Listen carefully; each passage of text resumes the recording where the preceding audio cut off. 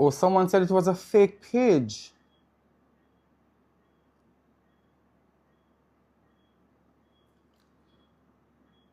Oh, someone said it was a fake page.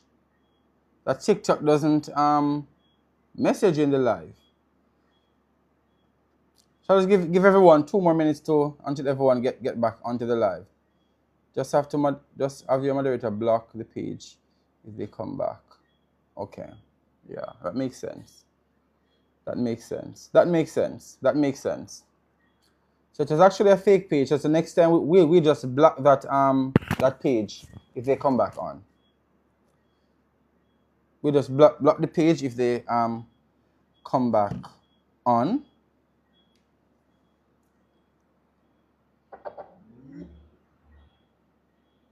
Right, as we were saying, so we trust leaders who listen. We trust leaders who care.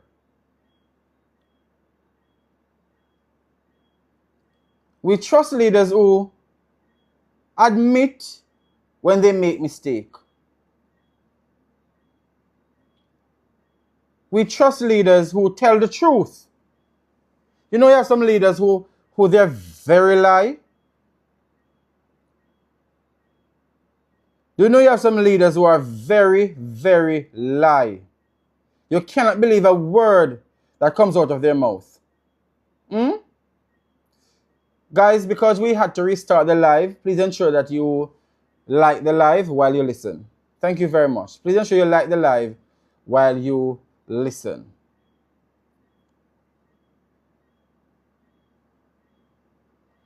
So, as we were discussing earlier, we want leaders who we can trust. We want leaders who are compassionate. We want leaders who listen. We want leaders who are willing to learn. We want leaders who make themselves vulnerable. But we want leaders who tell the truth. If you don't know something, simply say you don't know. But do not tell your team half-truth. Do not pretend as if you know you have a response when deep down you know the information you're going to give is not accurate.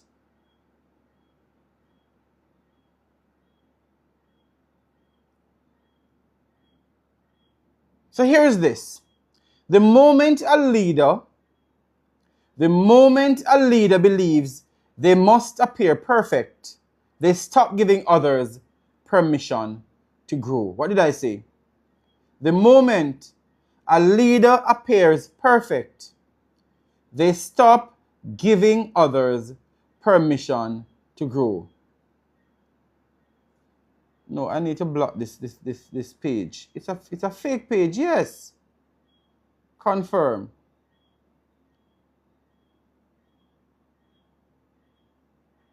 The page came back again, but I just blocked them.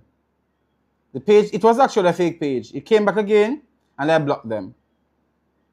So as I said, the moment a leader believes they must appear perfect, they stop giving others permission to grow. Think about that. So if your team never sees you learn, how will they ever believe it's safe for them to learn? If your team only see you as someone who's perfect, someone who don't make mistake, what?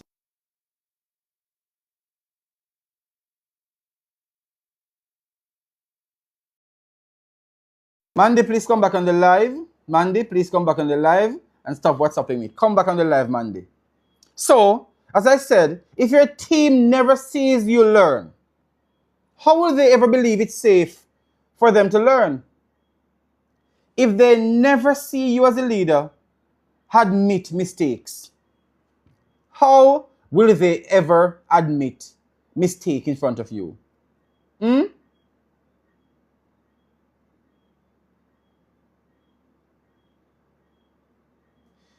Can someone tell Mandy to come back on the live?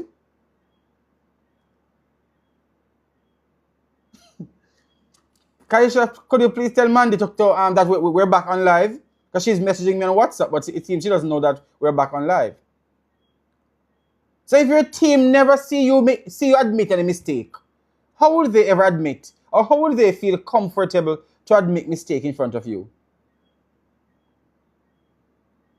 Remember that what you do is creating the culture. And culture is always shaped by what leaders model. And it is very, very important for our team to see that we are human, that we make mistakes. And when we make mistakes, we admit to making those mistakes. When our team members point out flaws in what we do, we don't get defensive. We don't get defensive if those flaws are genuine. We acknowledge it. We acknowledge it. We acknowledge it. And we fix it. And that will show your team that you are a leader who is willing to learn.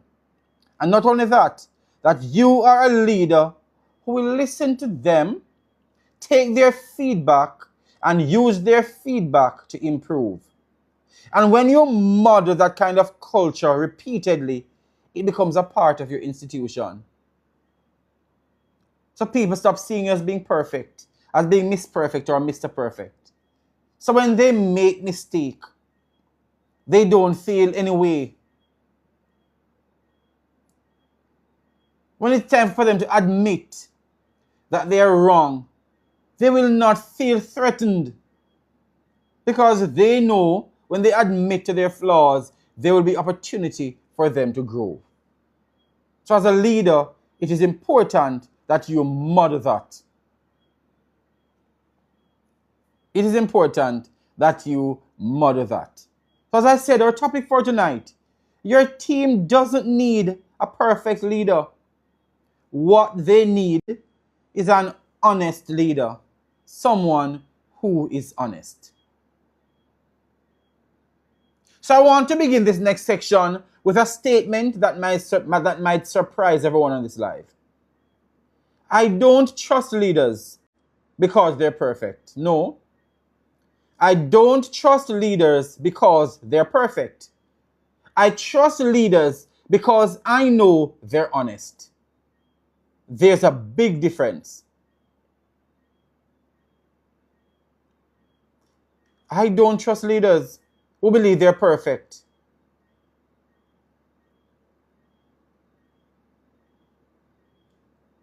I don't trust people on a whole who think and believe they're perfect. They don't make mistake.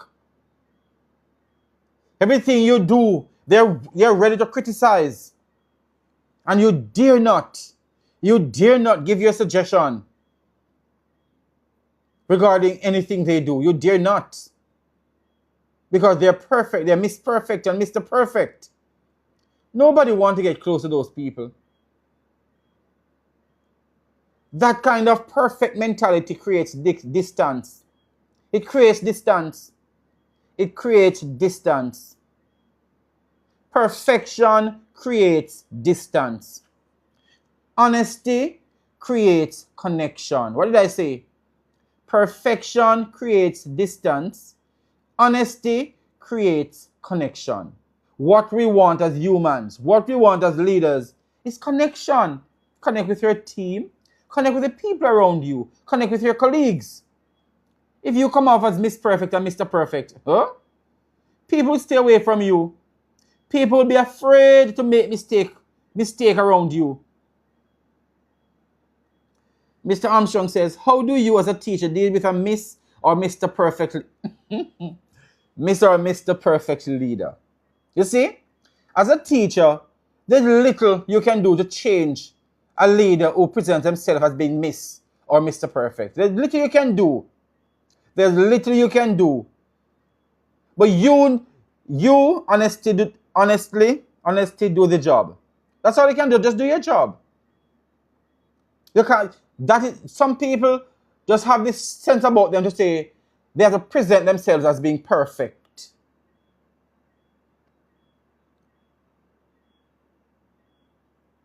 And it doesn't draw people close to them, you know. It doesn't draw people close to them. So if you're working in an institution where the leader presents himself as being Mr. or Miss Perfect, there's little you can do because you work for them.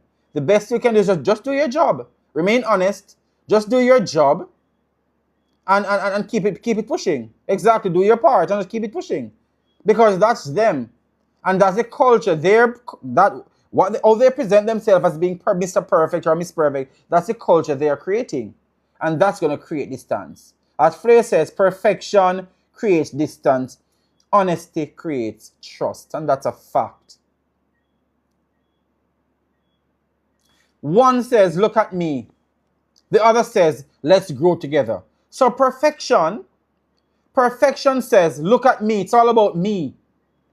Everything around this place is about me. When I walk into the meeting, everyone must stop and look at me. That's what perfection says. When you're honest, that says, as a team, let's grow together. I'm not perfect, you're not perfect. When I identify imperfection in your practice, I'm going to tell you and help you to grow. When you identify flaws and imperfections in what I do, you're going to let me know respectfully, and we're going to grow together. And when we are wrong, we're going to admit that we are wrong. And when our practice needs improvement, we're going to be willing to reflect, admit that there's work to be done on us, and we're going to work at it. Those are the leaders people want to work and be around. So for years, leadership was presented as if leaders were supposed to stand on a pedestal. Never make mistakes. Never hesitate. Never ask for help. And never let anyone see uncertainty. But here's the problem. The moment a leader believes they must protect the image of perfection, they often stop protecting the culture around them. What did I say? The moment a leader believes they must protect the image of perfection, they stop protecting the culture around them. Thank you, Mr. Armstrong, for that gift. Thank you very much. No, and that's where the organization will suffer. That's where an organization will suffer. So let me ask everyone watching tonight one question. And I want you to type your answer in the comments. Have you ever respected someone more because they admitted when they're wrong? Doesn't have to be a leader, anyone. Have you ever respected someone or grow respect for someone because when they're wrong, they admitted it? Have you ever been in such a situation? When someone is wrong, they admit that they were wrong?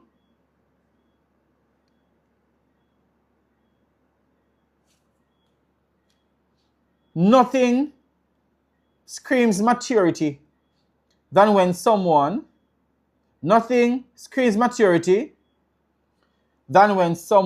is wrong and they admit that they're wrong and they make the effort to fix it. Welcome, Lady T. Thank you for joining. Because when people accept that they're wrong, they become more credible. If you are a leader or an individual, and when you make a mistake, you admit that you made a mistake, it grows your credibility. People start to believe what you say. Admitting you're wrong takes humility, confidence, and a lot of integrity. A lot of integrity. Because honesty earns something that perfection never can. And that is trust. Honesty earns something perfection never can. And that is trust. That is trust. So here's a teaching point. One of the biggest misconceptions in leadership is that authority comes from always being right. That's one of the biggest. That's one of the biggest misconceptions in leadership. People believe that with authority comes the need to always be right. It's wrong. I don't believe that. Authority comes from consistency, integrity, competence, character, and honesty. Des says, that is why when I work with you for that short time was so important for me, you were always honest. Who is Des? Who is Des? I'm going to have to look at your profile when I'm through. So what did I say? Authority should come from consistency. That's what authority should promote. Not perfection. Consistency, integrity, competence, character, and honesty. So I want you to think about the people you admire most. Do you admire them because they never failed?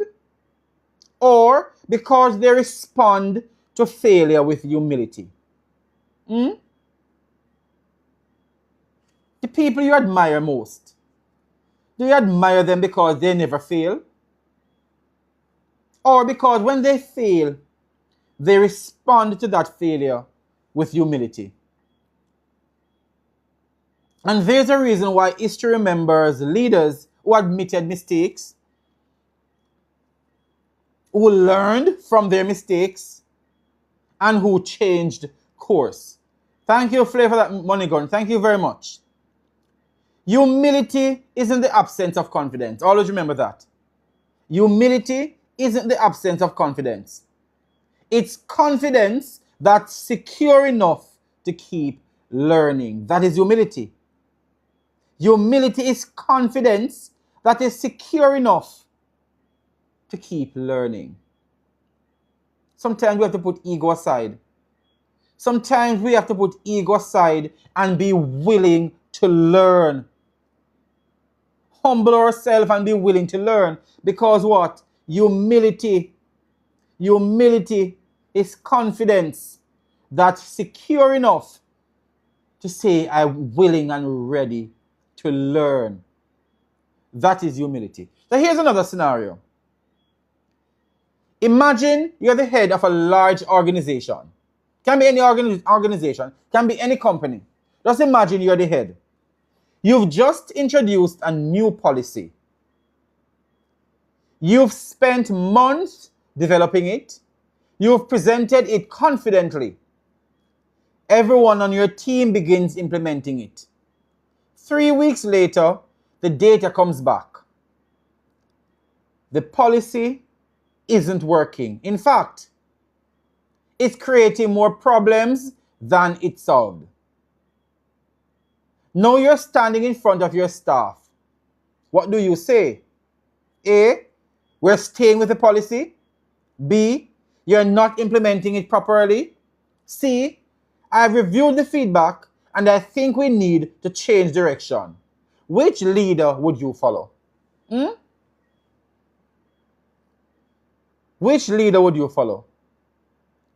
A leader, upon seeing that the policy isn't working, it is causing more problem. It is stressing out staff. What do you say? A, we're staying with the policy. B, you're not blame the staff by saying you're not implementing it properly. Or C, review their feedback and let them know that you've reviewed the feedback.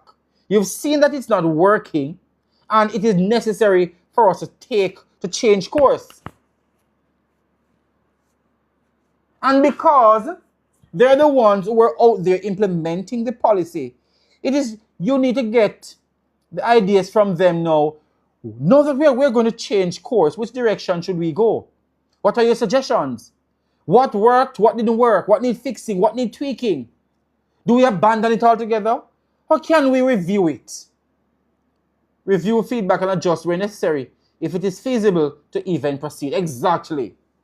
But sometimes you have to throw the whole thing away and use the feedback from the staff's experience to create something that is more fitting and that is right for the institution. People love and appreciate leaders like that. People love and appreciate leaders like that. People love and appreciate leaders like that. Leaders who are willing and ready to pivot at any time. If it's not working, you pivot. Or abandon ship, abandon it. And let the people around you who is there delivering it, those with expertise to provide guidance. Those are leaders people trust. So here's something I want every leader to remember and everyone to remember. Changing your mind because new evidence emerges is not weakness. Mr. D, I'm happy that everything you are saying, you have all of those qualities. Thank you. I'm going to look, I will need to see who's that. No, as I said, as a leader, changing your mind because new evidence emerges is not weakness. It's called wisdom. And too many leaders confuse consistency with stubbornness. We have some stubborn leaders. I can be stubborn as well sometimes, but I know when to pivot. My team members and you can tell you I can be a stubborn bastard, but I know when to pivot. I know when to pivot. So as I said earlier, too many leaders confuse consistency with stubbornness. And they're not the same thing. Consistency means staying true to your values. Consistency means staying true to your values. Stubbornness means refusing to learn. Stubbornness means refuse to learn. You're refusing to learn. You don't want to learn. The strongest leaders are willing to say, based on what we've learned, based on what I've seen, we're going to do this differently. As for ideas, no? Change course. That sentence can transform an organization because it tells people that learning matters more than ego. Learning matters more than ego. So as a leader, you can't be stubborn. You can't be stubborn. Let me block this person. Since you come on here and want to be rude, this is the last time you will come on this live. You don't know yourself. Yes, we don't tolerate foolishness over here. What did I say? Oh, the person was actually telling me to shut up.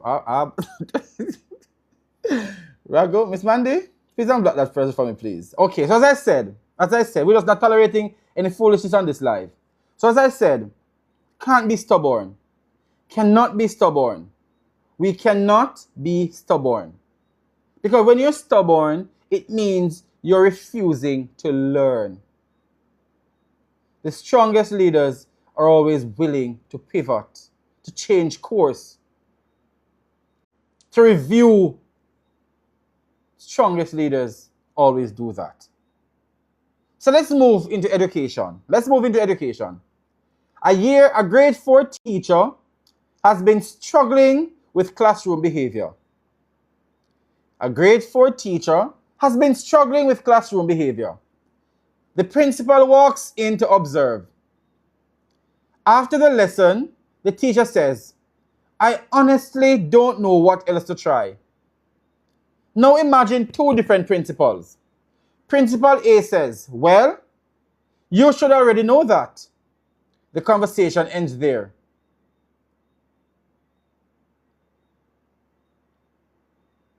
Principal B says, let's work through this together.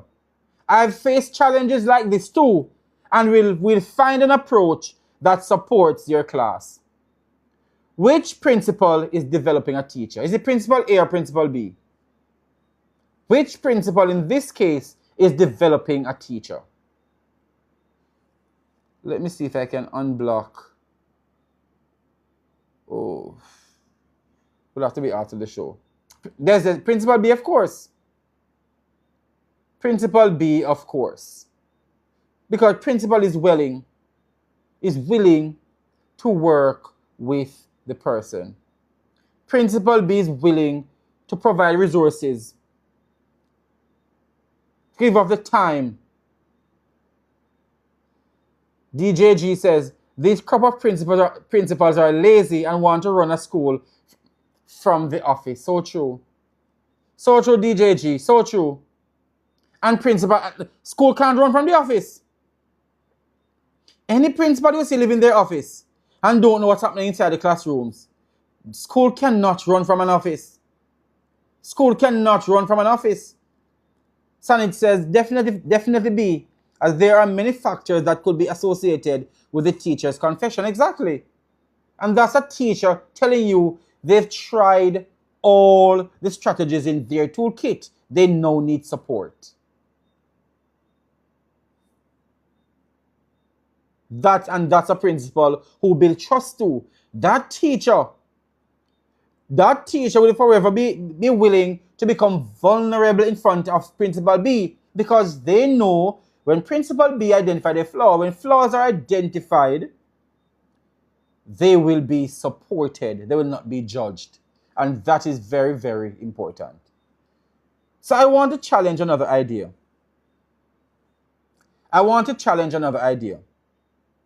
Many leaders think admitting uncertainty will make people lose confidence.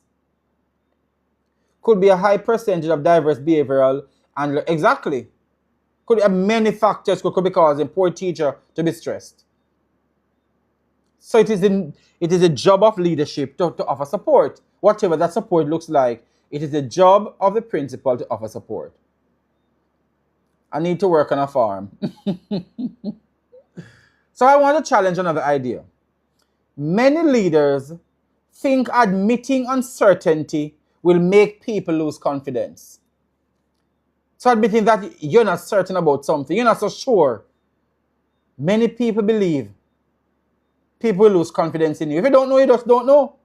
If you don't know, you just don't know.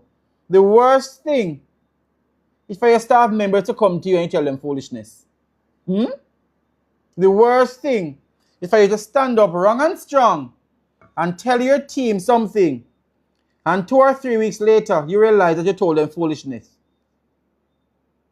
That's when they will lose confidence in you. So imagine you're on an airplane. Principal, I need to work on farms. Sometimes the opposite. Here now, imagine you're on an airplane. The pilot comes on the intercom and says, we've encountered unexpected weather. We're adjusting our route and working with air traffic control to ensure a safe journey.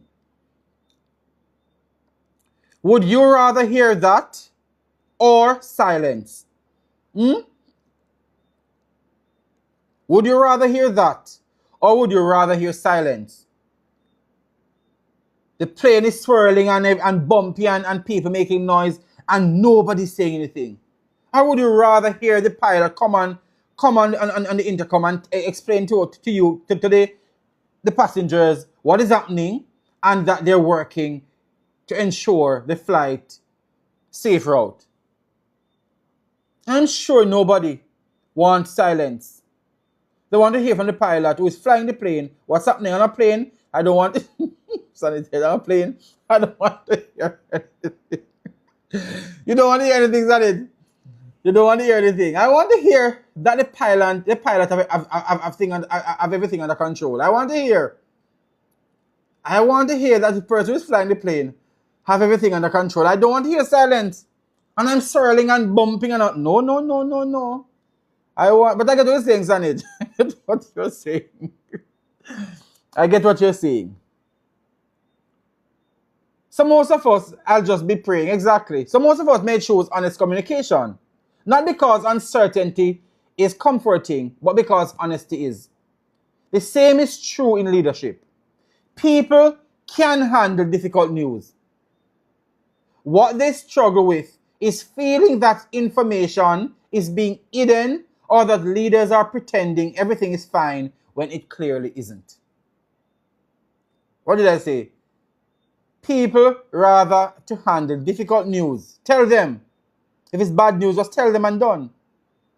Rather than hiding the information while pretending everything is fine. That's wrong. That is wrong. That is wrong. That is wrong. So if you're on this live tonight and you have not yet gotten a copy of this book, The Psychology of Fragility, I'm recommending it for you. So when I wrote this book, The Psychology of Fragility, it's on Amazon. And if you're in the Cayman Islands, it's at Well is on sale. So when I wrote this book, The Psychology of Fragility, I wasn't just thinking about fragile organizations. I was thinking about fragile leadership and fragile humans as well. Because fragility isn't always loud. Sometimes fragility looks like a leader who cannot admit they're wrong. So a leader who cannot admit they are wrong is fragile. A person who cannot admit when they are wrong, they are fragile. Your partner who refuses to admit when they are wrong, their mindset is fragile. They see admitting when they are wrong as a weakness, and that mindset needs to change. So as I said, sometimes fragility looks like a leader who cannot admit when they're wrong. A leader who feels threatened by a question, they're fragile.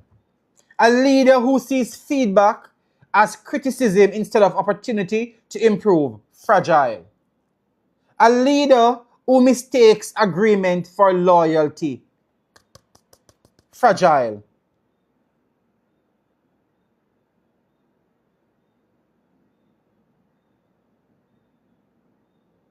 A leader who see and know that their policy isn't working and refuse to listen to staff and change it, fragile. A leader who creates uncertainty around the institution, fragile. A leader who feels threatened by the knowledge or expertise of their team, fragile. And that's why I wrote this book, The Psychology of Fragility. Hundreds of scenarios are inside. And unless we're willing to accept and know when our mindset is fragile, we won't change. We won't come out of that mindset. And that's why you have so many leaders who are full of ego. They feel threatened. They don't want to take ideas from the team. They want everything to be centered around them. The Mr. Perfectionist, the Miss Perfectionist, they're not strong. They're fragile. They're fragile. They're fragile. A leader who doesn't want anybody to see their imperfection. Who fear to make mistake. Who fear for anybody to see that they made a mistake. Fragile, fragile, fragile. And that's why this book is powerful. Because guess what? Strong leaders don't fear feedback. They invite it. Because feedback is one of the greatest gifts a team can have.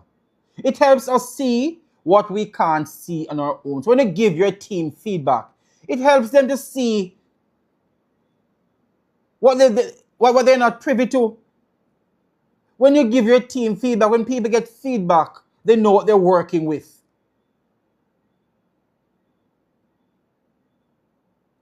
So this book, you see, this book isn't pointing fingers. It's about helping people, helping leaders build organizations, build relationships where people feel safe to think, contribute, question, and improve. What did I say? It helps leaders build organizations. It helps people build relationships where people feel safe.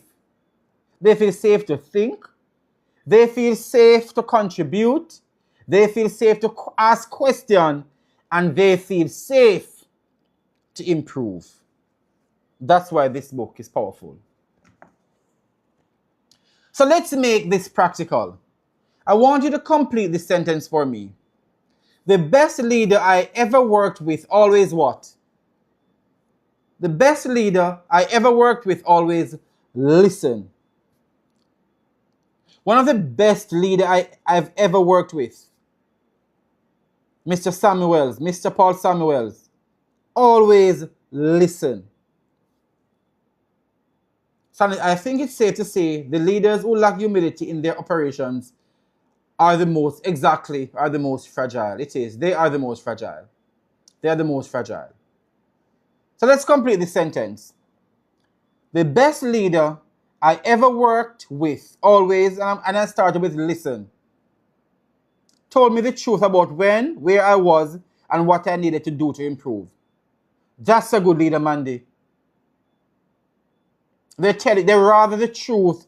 You're hurt by the truth than hide it from you and gaslight you into thinking you're ready when you're not. That's somebody, that's a good leader. Anybody else? The best leader you've ever worked with.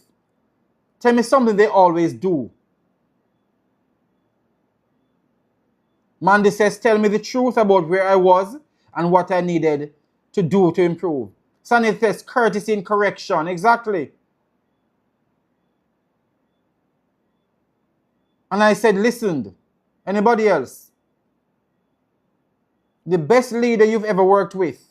What is one thing they always do? What is one thing they always do? Sometimes they encourage. They trust you to do your job. They admit mistakes. Mr. Paul was really good, I agree with you. Exactly, Des. Was really good. They support the team. They notice when things are going wrong. They notice when a member of the team isn't operating the way they used to. Sonny, they encourage you to improve your skills. Exactly, Sonny. But you see, a strong leader. He's observant, you know. You observe when something is off with your team members. You observe. You know when something is off. And your team members, when you are a good leader, and your team members know you, when something is off with you, your team members know as well. When you're not yourself, your team members will know. And they'll say, boss, everything is all right? They'll ask you. Any day you show up, not your regular self, your team members will know. They observe and they'll know. They'll ask you. And they ask because they care. The same thing as a leader. You should be so observant that when your team members show up and not show up as themselves, you observe it, you recognize it, and you reach out. Smith says empathetic. Exactly, that good to not every leader is empathetic, you know. We have some really rough leaders out there who want to think about themselves. It's all about the job. You could have the entire world falling down around you. You could have the entire world fall. Thank you, Sandy, for that donut. You could have the entire world falling down around you. You have some leaders who don't care. They just want the job done. They're selfish in their practice. They just want the job to be done. They don't believe to give you the time to sort out your personal affairs. No, they want you to come to work stressed. They want you to come to work not being able to focus on the job. So they want a body there. They don't want you there, you know. Because if you have things tearing down the back, if you have personal things that you want to deal with, and the leader insists that you show up to work, all they're getting is the body. Not you. Because your mind is on your personal things that you need sorting out. Your mind is on your mother who is ill. Your husband who is in the hospital. Your child who's at home ill. Your child who is in the hospital. Your friend who has a surgery to do. The loan that is in arrears that you have to pay. The car in the garage, that's where your mind is. So you're there physically. But your mind isn't there. You have some leaders, because you're so selfish, they would rather the frame of you be at work.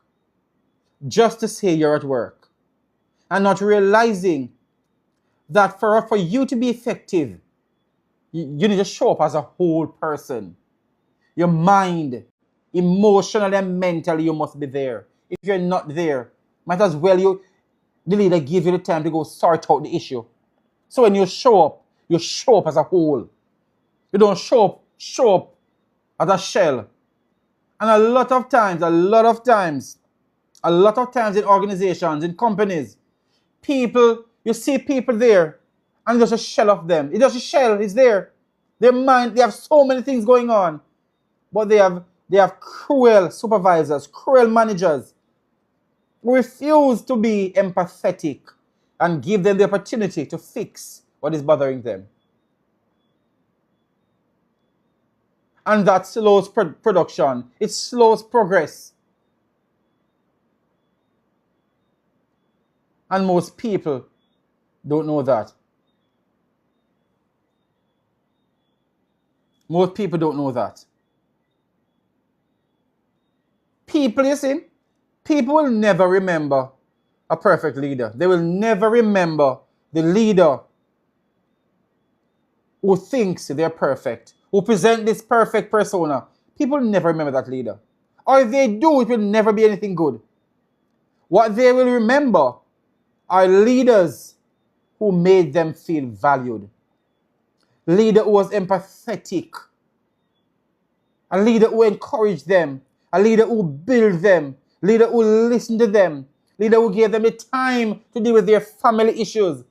A leader who never let them have to choose between family and work. A leader who never allow them to choose between family and work. Because if you allow an individual to choose between family and their work, and they're forced to neglect their family and show up to work, only the shell you're getting. And a lot of silent resentment. What did I say? Only the shell you're getting with a lot of resentment and hate. So be careful. Be careful. Be very, very, very, very careful. So I want everyone to remember this tonight. Lady T says, a leader that sees your worth. Exactly. Good night, Sonnet. So I want everyone to remember this. People don't expect leaders to know everything. They don't. They expect leaders to be honest about what they know, honest about what they don't know, and be committed to learning every day. That's the kind of leader people need. And that's the kind of person and individuals and leader we should strive to be. That kind of honesty doesn't weaken leadership. It doesn't. It strengthens it. Because trust is built one truthful conversation at a time. What did I say? Trust. In any situation, not only in leadership, in relationship, in friendship, trust is built one conversation at a time. You can lose trust with only one encounter. It takes a lot to build trust. And as a leader, it takes one conversation at a time. Every time you show up for your team, you're building trust. Every time you're there for your team, every time you show empathy, every time you listen to them, every time you give them a voice, you give them wings to fly, you give them an opportunity to grow, you're building trust. Every time you bring their name into rooms they're not a part of, you put their name in conversations they're not privy to, you're building trust. Remember that. Always remember that. So tonight we've talked about something that many leaders spend their entire career trying to avoid. Being seen as imperfect. Many leaders spend their entire career trying to avoid being seen as imperfect. But I want to leave you with one final thought before we close. Leadership has never been about convincing people that you're flawless. Never. Leadership has never been about convincing people that you're flawless. Leadership has always been about giving people confidence that whatever happens, you lead them with integrity. What did I say? Leadership has always been about giving people confidence. They have confidence in you that whatever happens, you will lead them with integrity. And there's a huge difference. One builds fear. When you don't want people to see that you're imperfect, it builds fear. The other builds trust. And trust, not perfection, trust, not perfection, is the foundation of every great team. Trust is the foundation of every great team.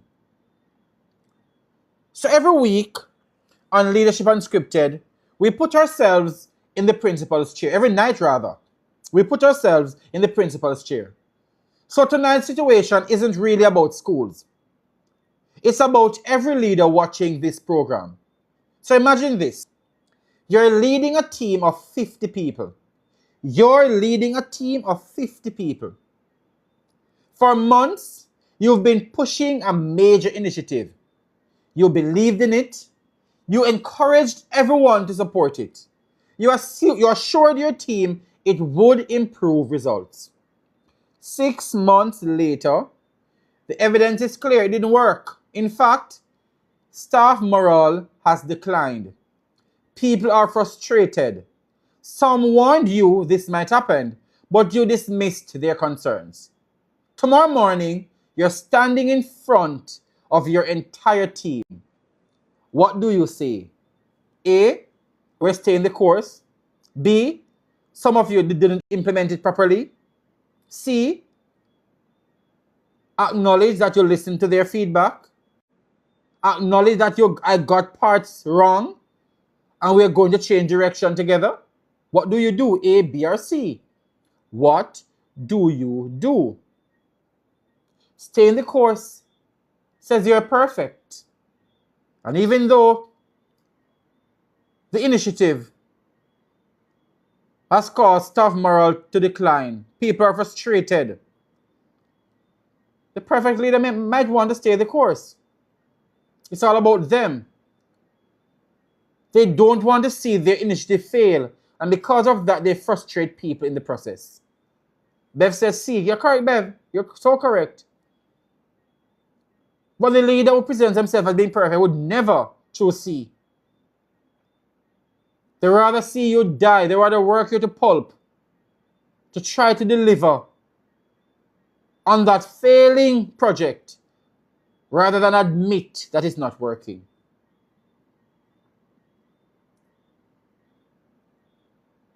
And such a situation is a real test of leadership, because leadership isn't choosing between looking strong and looking weak. It's choosing between protecting your ego and protecting people. And even sometimes you may come up with an initiative, and it's a good initiative, but it's gonna frustrate your team. The team isn't ready to deliver on that. Change it, man. Don't frustrate the people then. It's going to require them to sacrifice too much. Change it. Or remove some of the other things they have to do. But don't stress out your team to deliver on a project that you know isn't fit, isn't the right time. It will not work, it is not working, or because you think you're perfect and you have authority. You allow the team to struggle and stress through that foolishness. No, it's wrong. So one of the greatest compliments I've ever heard about a leader wasn't they were brilliant. It wasn't they knew everything. It wasn't they never made mistakes. Guess what it was? I always knew where I stood with them. That's the biggest compliment you can get from one of your team members as a leader. They always knew where they stood with you. Think about that. Not because they were perfect, not because they were honest. They were predictable, they were fair and authentic. So as leaders, we need to be predictable, fair and authentic. People should know what they're getting from you each day. And that allows people to work through uncertainty. People will adapt to change. People can overcome setbacks. But it's incredibly difficult to follow a leader you don't trust. Let me go again. People will work through uncertainty. They will adapt to change. They will also overcome setbacks. But it is incredibly difficult to follow a leader you don't trust. Because trust is built through honesty, not image. Trust is built through honesty, not image. So I'd like to share something with you. Throughout my journey in education, I've made decisions that, with hindsight, I would approach differently today. I've made a lot of mistakes. I've had conversations where I later realized I should have listened more before speaking. And that's the honest truth. I've introduced ideas that needed refining after hearing feedback from my staff. I've done it. And you know what? Those experiences didn't make me less of a leader. They didn't. They made me a better one. Because leadership isn't a destination where you finally know everything. It isn't. Leadership is a lifelong commitment to learning. Leadership isn't a destination where you finally know everything. No. Leadership is a lifelong commitment to learning. So if we're asking teachers to learn, if we're asking students to learn, if we're asking our teams to improve, then we must be willing to model that same mindset ourselves. Have you ever seen teachers who encourage students to read and they don't read? Parents who encourage children to read and the child has never seen them with a book, not even a newspaper?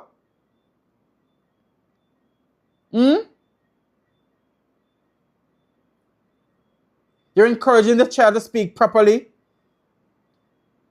and they have never heard you speak properly from the day they're born? You want the child to have manners. And when you talk to them at home or talk to other people in the home, they witness how disgusting and awful you can be. It's the same thing. It's the same thing. It's the same thing. You have to practice what you preach. You must practice what you preach. And it's not going to be easy. We know. But you must practice. You must practice what you preach.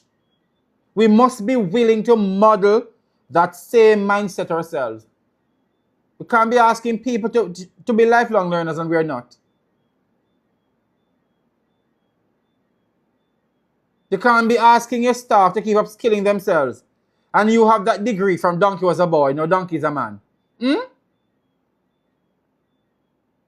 You left college from 1810. So your degree is from 1810. Outdated practices. And you're there every day telling teachers, telling your staff, you need to upgrade yourself. You need to upgrade yourself. And your degree is 50 years old. And you've never done anything since. Not even a certificate you don't have to show since you've left college. Your degree is 300 years old. From donkey was a boy, now donkey is a full-blown man. You have to model what you preach. You must model what you preach.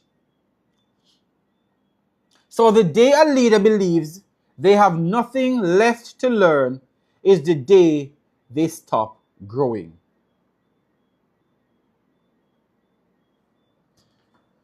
So this next book, The Teaching and Learning Leader. People often ask me, what makes an effective instructional leader? Many expect answers to be expertise, knowledge, experience. Those things matter. But there's something more important. There's something more important to be an effective instructional leader. And it is a willingness to keep learning. A willingness to keep growing. A willingness to realize that learning is continuous. So in this book, I write about leaders who create cultures where everyone is learning, including the leader. Mr. Dale, how can I get the book to buy? It's on Amazon, and if you're in Cayman, you can go to Welly's. You can go to Welly's and ask for Raquel. If you go to Welly's, it's at Welly's selling as well.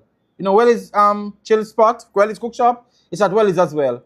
Or you can come to me in September. In August, I have it as well. You want it for Azir? Okay. You can go to Welly's. You can go to Welly's, or you can get it from me as well. So, I write about leaders who create cultures where everyone is learning, including the leader. Because schools improve when leaders learn. Businesses improve when leaders learn. Families improve when parents learn. Growth begins with humility. So remember, the strongest leaders don't have all the answers. Okay, undefeated, no problem. I'll have them. The strongest leaders don't have all the answers. They ask better questions. They create environments where people feel safe to contribute. And if you're a teacher on the live, if you are a teacher on the live, remember, the environment you create in your class should be one that every single child feel safe to contribute, where every single child feel that it is okay to make mistake. If you create a culture where your students feel afraid to make mistake, where you insult them, you humiliate them when they make a mistake, trust me, they're going to shut down. And you would stop. You would have stopped teaching that child. Because you will not know when they don't understand. You will not know what they don't understand. And they will not come to you when they're frustrated. So be careful. Be careful. If you're a teacher, be careful how you deal with children when they come upon challenges. Be careful. Be careful. Be careful. Be careful. You cannot humiliate them. You cannot allow them to feel like making mistake is a crime. It is not. Making mistake is not a crime. And if you want perfect students, they're not yet made. It's the same thing we've been talking about perfect leader. There's no such thing as perfect leader. And nobody want to work with a perfect leader. It's the same thing. No child wants to be in a class where the teacher wants them to be perfect. Or where the teacher is looking for perfect children. No. No parent wants their child to be in a class where the teacher acts as if everything needs to be perfect. No. If children were perfect, there would be no need for school. If children were perfect, there would be no need for school. That is why they're sent to school, to support and mold them and support them as they grow. So remember that, teachers. Remember that. Remember that. Remember that. So the strongest leaders don't have all the answers. The strongest teachers don't have all the answers. The strongest student will never have all the answers. What they do, they ask good questions. They create environments where people feel safe to contribute, because that is how your institution will grow. So before we end tonight, it's time for the family table. So this conversation isn't just for leaders. It isn't just for leaders. It's for families too. So tonight's question is simple. Tell me about someone who admitted they were wrong and earned even more of your respect because they did it. Think about it. You're not going to tell me anything in the live. Think about it. Maybe it was a parent, a teacher, a coach, a friend, a colleague. What did that moment teach you? Then ask your family another question. How do you respond when we make mistakes? Do we hide them? Do we defend them? Or learn from them together? Those conversations shape homes just as much as they shape workplaces.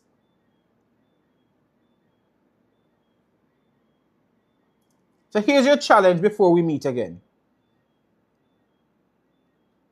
Find one opportunity to replace image with honesty. If you don't know the answer, say, I don't know, but I'll find out.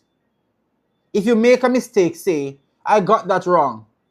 If someone gives you constructive feedback, don't become defensive. Become curious and ask them, help me understand your perspective, and watch what happens. You'll discover something remarkable. People don't expect you to be perfect. They expect you to be real. And when leaders create that kind of environment, teams stop hiding mistakes. Innovation increases, trust grows, relationships deepen. That's the culture every leader, every parent, every teacher, every individual should strive to build. So as we close tonight, I want you to remember this. Long after people forget the speeches you've given, the reports you've written, the targets you've achieved, or the titles you've held, they will remember one thing: how you made them feel. Did they feel safe to speak to you? Did they feel heard? Did they feel valued? Did they feel respected? Because that's your legacy. Not perfection, trust. So I want to thank you for spending your evening with me. So if tonight's conversation challenged you, challenge the way you think about leadership, I encourage you to continue the journey. So this live will be downloaded and it will be uploaded to my YouTube channel. And my YouTube channel is Dr. R. Dale. So I want you to go over there and subscribe to my channel on YouTube. Because I want to grow this platform and to eventually start going live on YouTube, but I need a certain amount of subscribers. All the videos, all the lives I've done on TikTok, they're uploaded the next day on YouTube. So if you've missed any live, any of the topics you've missed for the past 3 weeks, they're all on YouTube. They're all on my YouTube channel. So I leave you with this. People may be impressed by a leader's knowledge. They'll be impressed by a leader's knowledge, but they are transformed by a leader's honesty. And one more thought to carry you tomorrow. Your team doesn't need a leader who never fails. They need a leader who is honest enough to admit when they have, wise enough to learn from it, and courageous enough to get back up. I'm Dr. Ryan Dale. Thank you for joining me on Leadership Unscripted. Until tomorrow night at 8:30, keep leading with integrity. Keep learning with humility. And remember, the strongest leaders aren't the ones who know everything. They're the ones who create teams where everyone can learn, contribute, and succeed together. Good night, and God bless. Thank you very much.